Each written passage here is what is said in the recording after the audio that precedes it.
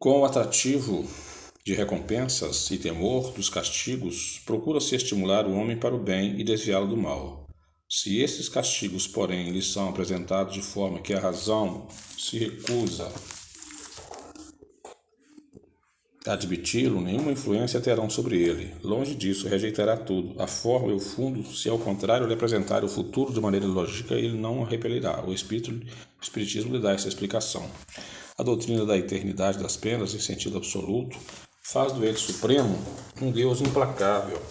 Seria lógico dizer-se de um soberano que é muito bom, muito magnânimo, muito indulgente, que só quer a felicidade dos que o cercam, mas que ao mesmo tempo é cioso, vingativo, de inflexível rigor e que pune com castigo extremo as 3/4 partes dos seus súditos por uma ofensa ou uma infração de suas leis, mesmo quando praticada pelos que não as conheciam.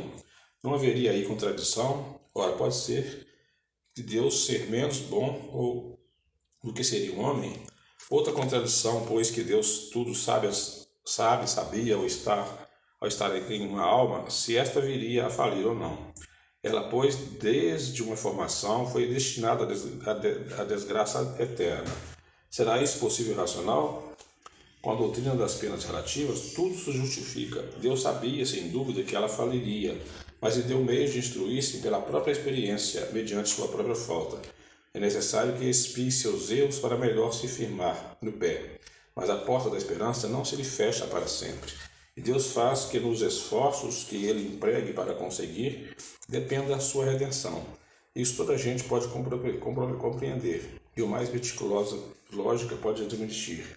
Menos céticos haveria se nesse ponto de vista fosse apresentada apenas futuras. A linguagem vulgar, a palavra eterno, é muitas vezes empregada figuradamente para designar uma coisa de longa duração, cujo termo não se prevê, embora se saiba muito bem que esse termo existe. Dizemos, por exemplo, os gelos eternos das altas montanhas, dos polos, embora saibamos de um lado que o mundo físico pode ter fim, e de outro lado que o estado dessas regiões pode mudar por deslocamento normal do eixo da Terra, ou por um cataclismo. Assim, nesse caso, o vocábulo eterno não quer dizer perpétuo ou infinito. Quando sabemos de uma enfermidade duradoura, dizemos que o nosso mal é eterno, que há, pois, de admirar em que espíritos que sofrem há anos, há séculos, há milênios mesmo, assim também se exprimam. Não esqueçamos principalmente de que, não lhe permitindo a sua inferioridade divisar o ponto extremo do caminho, creem que terão de sofrer sempre o que lhes é uma punição.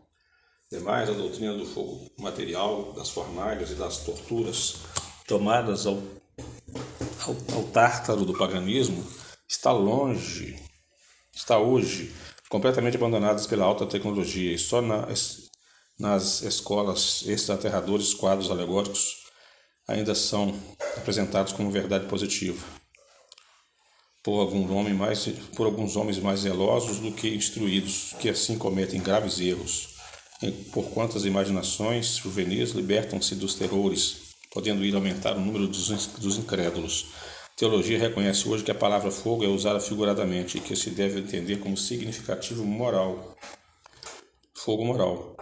Os que têm acompanhado, como nós, as peripécias da vida e dos sofrimentos do além-túmulo, através das comunicações espíritas, hão podido conceber-se de que, por nada terem de material, eles não são menos pungentes.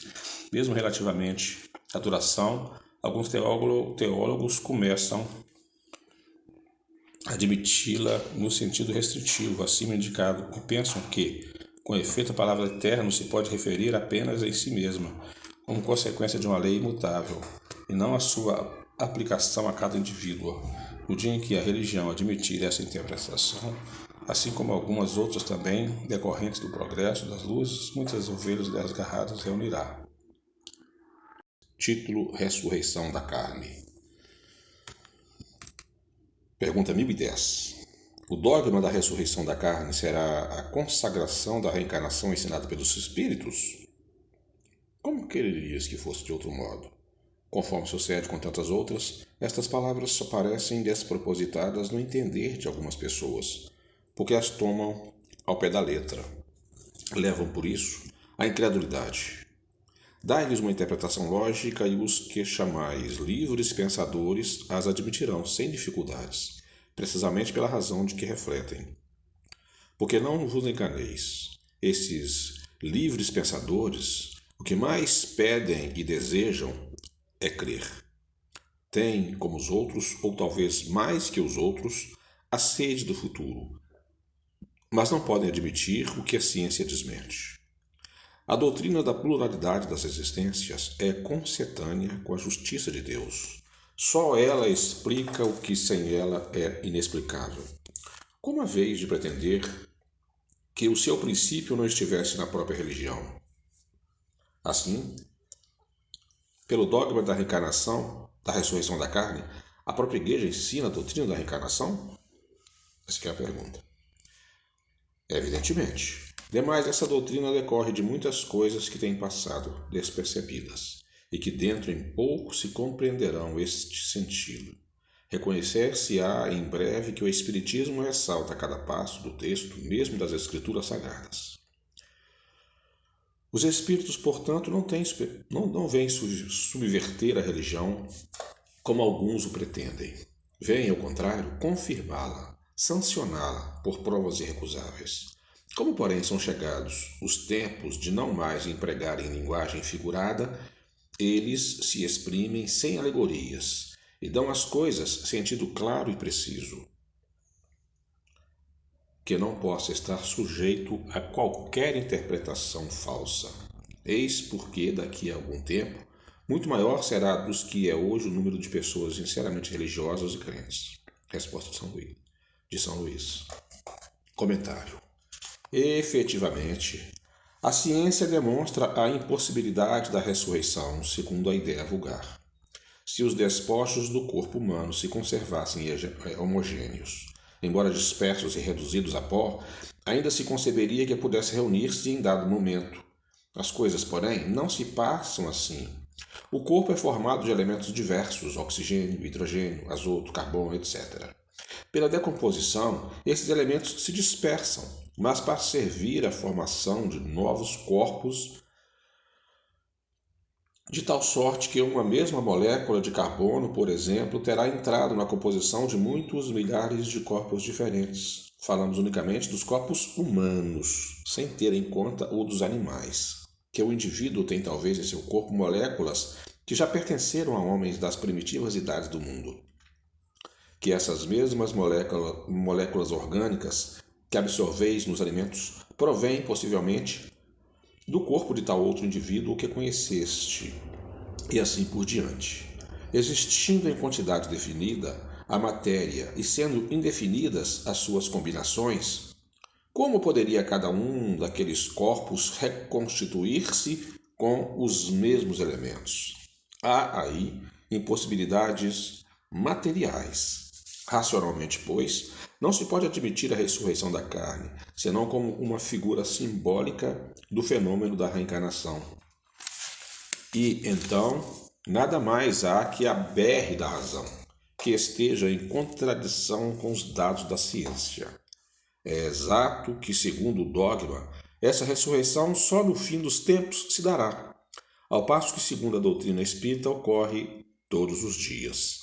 Mas nesse quadro do julgamento final, não haverá uma grande e bela imagem a ocultar sob o véu da alegoria, uma dessas verdades imutáveis, em presença das quais deixará de haver céticos desde que lhe seja restituída a verdadeira significação? Dignem-se de meditar a teoria espírita sobre o futuro das almas e sobre a sorte que lhes cabe por efeito das diferentes provas que lhes cumpre sofrer. E verão que, exceção feita da simultaneidade, o juízo que as condena ou absolve não é uma ficção, como pensam os incrédulos. Notemos mais que aquela teoria é a consequência natural da pluralidade dos mundos, onde perfeitamente admitida, enquanto que, segundo a doutrina do juízo final, a Terra passa por ser o único mundo habitado. Título: Paraíso, Inferno, Purgatório. Pergunta 1012.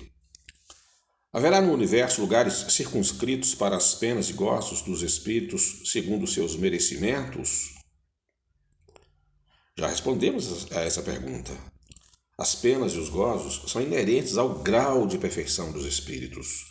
Cada um tira de si mesmo o princípio de sua felicidade ou de sua desgraça. E como eles estão por toda parte, nenhum lugar circunscrito ou fechado existe, especialmente destinado a uma ou a outra coisa.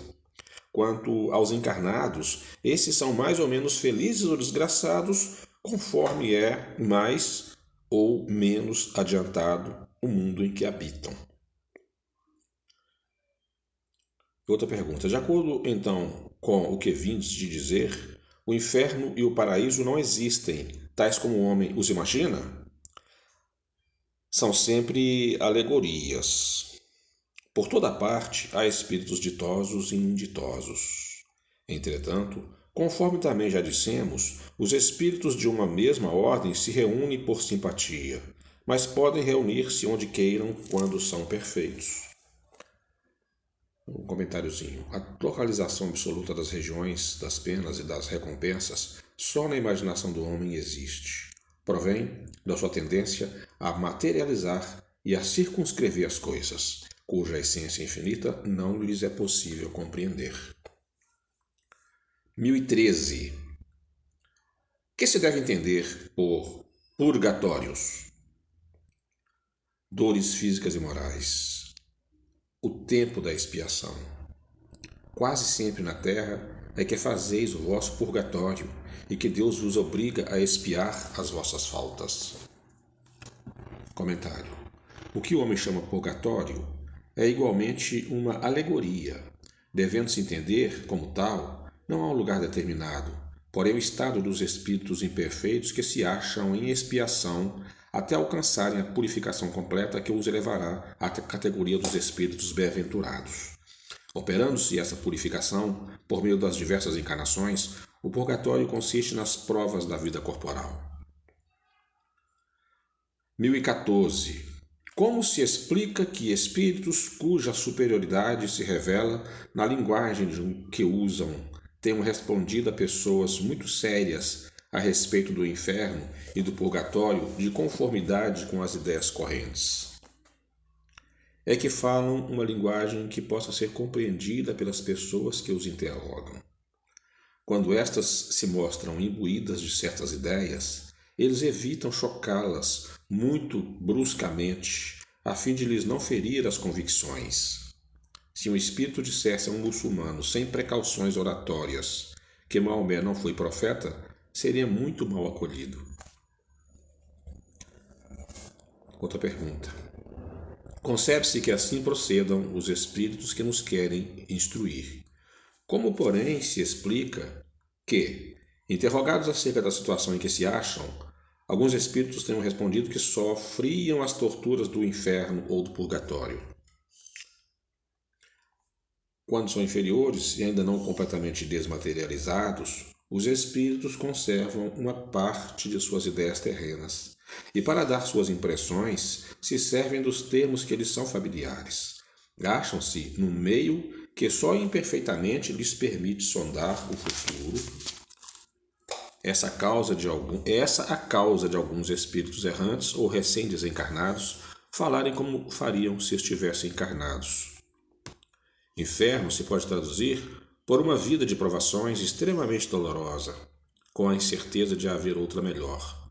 Purgatório por uma vida também de provações, mas com a consciência de melhor futuro. Quando experimentas uma grande dor, não costumas dizer que sofres como um danado?